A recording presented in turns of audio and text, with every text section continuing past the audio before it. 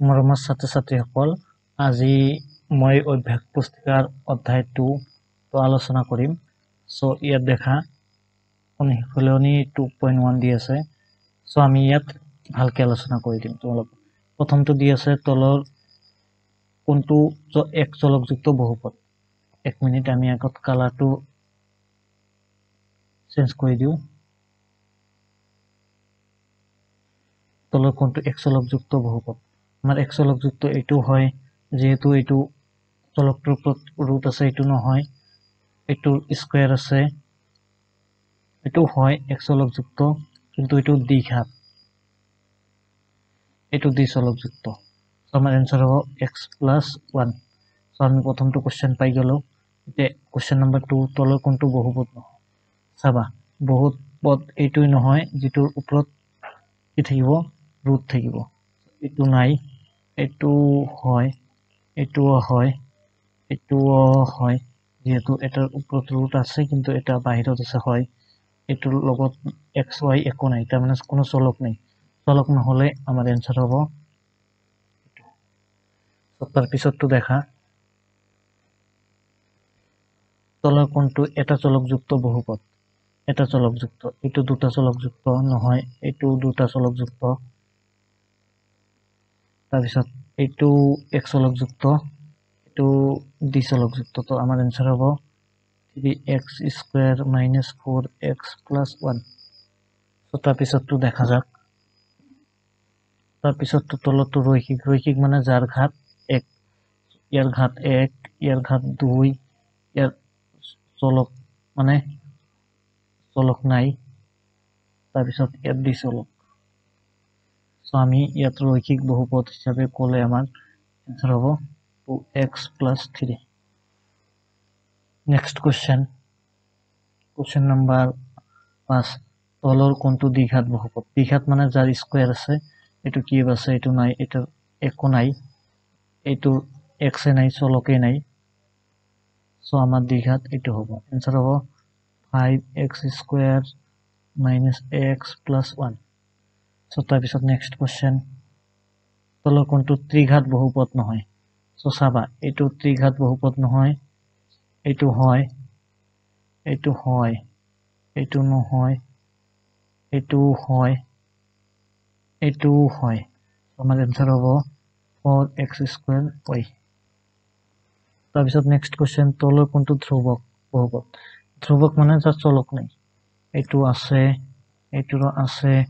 এইটোৰো আছে, সৰি এইটো নাই, এইটো আছে। आंसर হ'ব আমাৰ এইটো -11। তাৰপিছত দেখা বহুপদটোৰ মাত্ৰা, তাৰ মানে x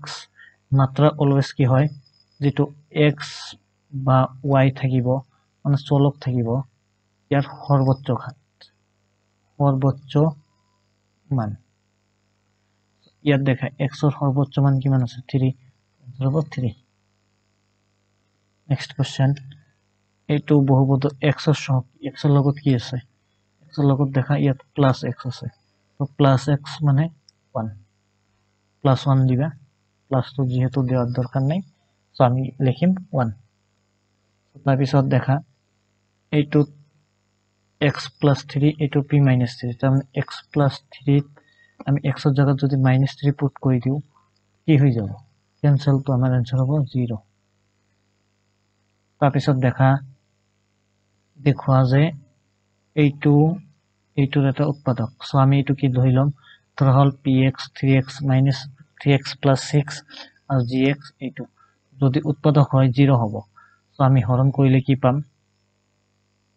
আমি ইয়াত gx ধৰিছো, এইটো কৰি দিব লাগিব। gx কি হ'ব, x + 2 = 0, তাৰমানে x কি হ'ব, x হ'ব -2। এইখিনি কৰি ল'বা, এইখিনি যাৰ কিতাপ আছিল সেই কৰা নাই। তো তাৰপিছত কি হ'ব, আমি ইকুৱেশ্যনটো যদি কৰি দিও, কি আছিল 3x + 6, মানে 3x + 6 মানে 3 পূরণ x এর জায়গাত কি দিম -2 + 6, তাহলে 3 দুগুণ 6, কি 6 -6, ইফালে থাকিল +6, আমার কাট ক্যান্সেল করলে কি হবো 0। তো ভাগশেষ আমি কিমান পালো 0। যদি 0 হয় উৎপাদক হয়। তাৰপিছতটো দেখা সো এইটো যদি বুজি নোপোৱা এখিনি বাদ দি দিয়া আমি ইয়াৰ পিছত কৰি দিও হৰণ কৰিলে ভাগশেষ হ'ব কি হ'ব আমাক 3x plus 6 3x plus 6 হলে 3 into x কিমান -2 plus 6 তাৰ মানে কিমান হ'ব -6 plus 6 equal কি হ'ব 0 ইয়াত দেখা উৎপাদক বিশ্লেষণ কৰা তো ইয়াত কি আছে 4x square minus 9 সো এটো কি কৰিব পাৰো আমি 2x square whole square minus 9 ক 3 square তাৰ পিছত আমি এটো কি কৰিম এটো ভুল হৈছে এটো আমি আকৌ কৰিব পাৰো চাবা ইয়াৰ পৰা কি কৰিম এটা কি কৰিম 2x plus 3 whole square এটা হ'ব এটো আমি ইফালে কৰি দি আছো এটো ভালকে বুজি লবা 4x square minus 9 এটো লিখিব পাৰি আমি 2x square minus 3 square so এফালে লিখা যায় 2x square plus 3 square sorry square নহয় 2x plus 3 আর একফালে লিখা যায় so ইয়ার স্কয়ার বিলাক নহব এটা হ'ব 2x minus 3 so answer equal 2x plus 3 2x minus 3 এইটো কৰা আছিল যিয়ে কৰিছে তাতটো ভুল সব বাকিখিনি তাৰ পিছত চাও তো বিস্তাৰ কৰা তো বিস্তাৰ কৰাৰ কাৰণে ফৰ্মুলা মতে কিবা a minus b whole cube এইটো আমি লিখিব পাৰো a cube minus b cube 3a minus b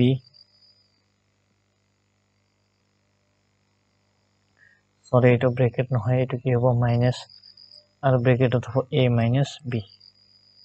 so আমি a cube কই দিম 2x so ইয়াত দেখা 2x cube তাৰ পিছত minus b of minus b cube to lastত লৈছে একো কথা নাই তাৰ পিছত এটো মানে ফৰ্মুলাটো আমি যদি ইউজ কৰো এটো আমি n কেও কৰিব পাৰো a cube minus 3a square b তাৰ পিছত plus 3ab square plus b cube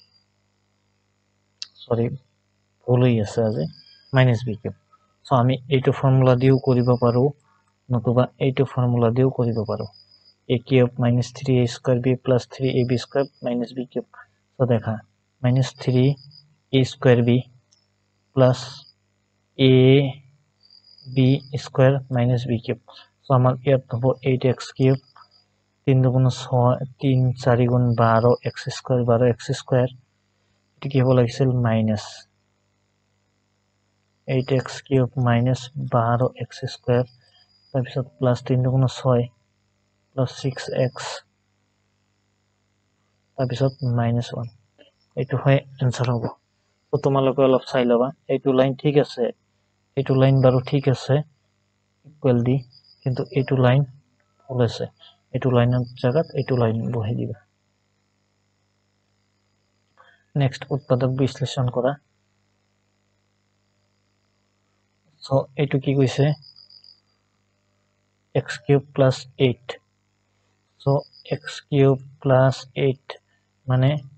x cube plus 2 cube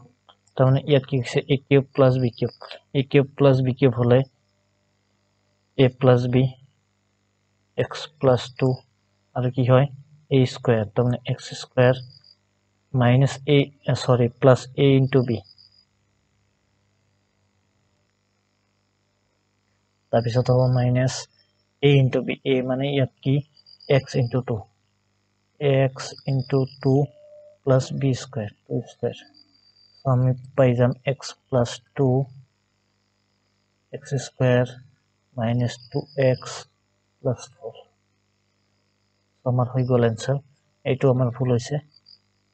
তো এইটো করা দরকার নাই এইটো করিবা তার পিছত নেক্সট কোশ্চেন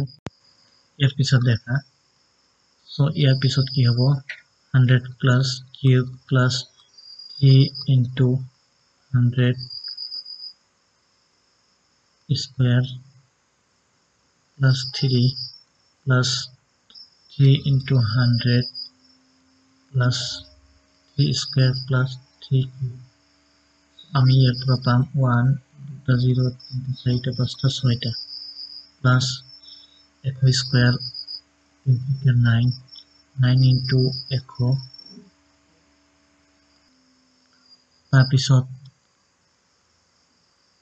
3 27 into 100 plus 27 এইটো প্লাস কৰিলে যি হ'ব সো হৈ গ'ল আমাৰ এইটো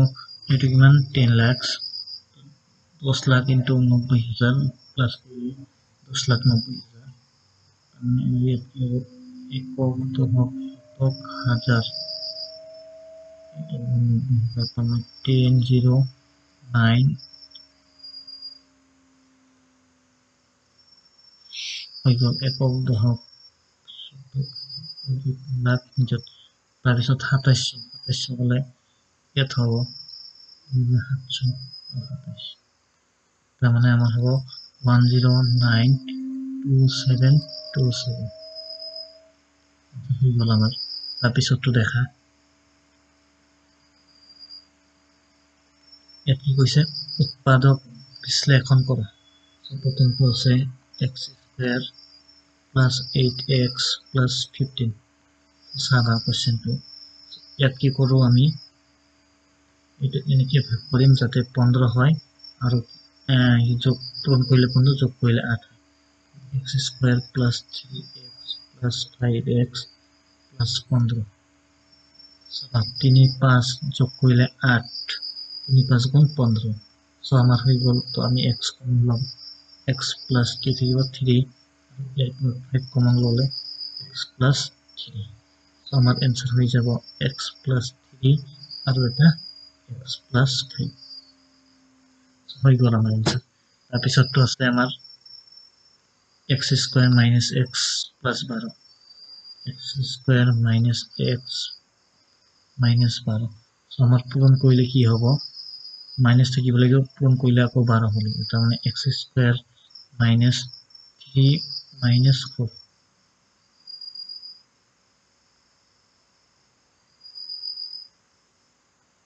sorry এইটো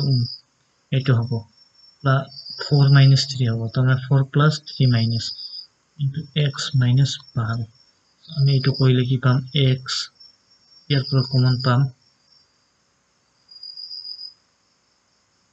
minus 3x sorry plus 3x আৰু minus 4x minus 12 so ইয়াৰ পৰা হ'ব x কমন ললে আমাৰ x plus 3 ইয়াৰ পৰা minus 4 কমন ললে x plus 3 so আমাৰ आंसर হ'ব x plus 3 আৰু x minus 4 so বুজা যায় তাৰপিছতটো আমি চাও তাৰপিছতটো আছে মান নিৰ্ণয় কৰা ইয়াত দেখিব পাৰা 3 cube plus 7 cube minus plus 4 cube so 3 cube 27 minus 7 cube কৰিলে 343 4 cube কৰিলে 64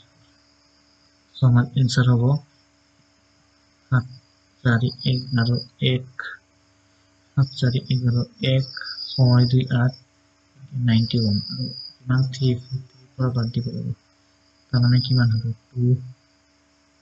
14 পৰা গ'লে 5 minus 150 তাৰপিছতটো দেখা যাওক অবেদৰ সহায়ত উৎপাদক বিশ্লেষণ কৰা এটো দি আছে সেম p cube plus যদি এটো একদম এটো কোশ্চেন ধৰো p cube plus 2 by q আমি ইয়াৰ পৰা কো p cube plus b cube p cube plus sorry p cube নহয় p plus 2 by q তাৰপিছত হ'ব p square minus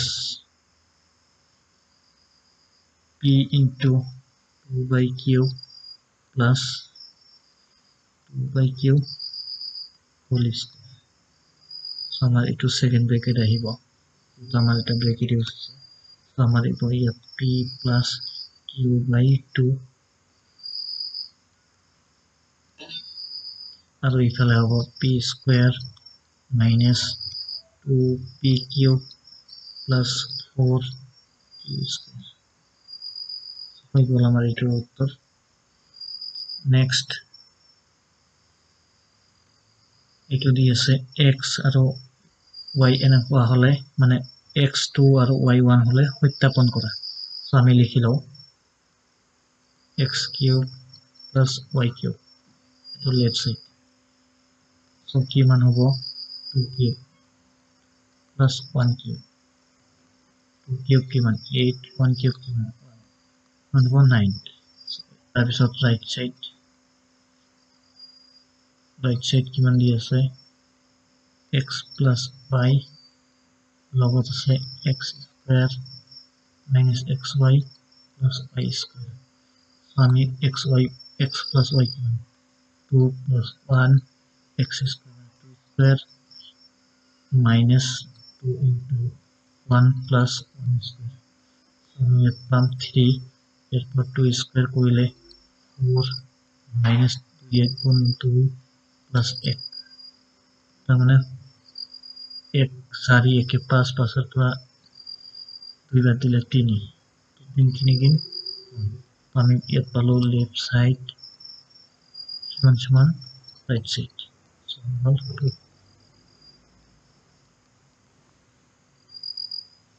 তাৰপিছত দেখা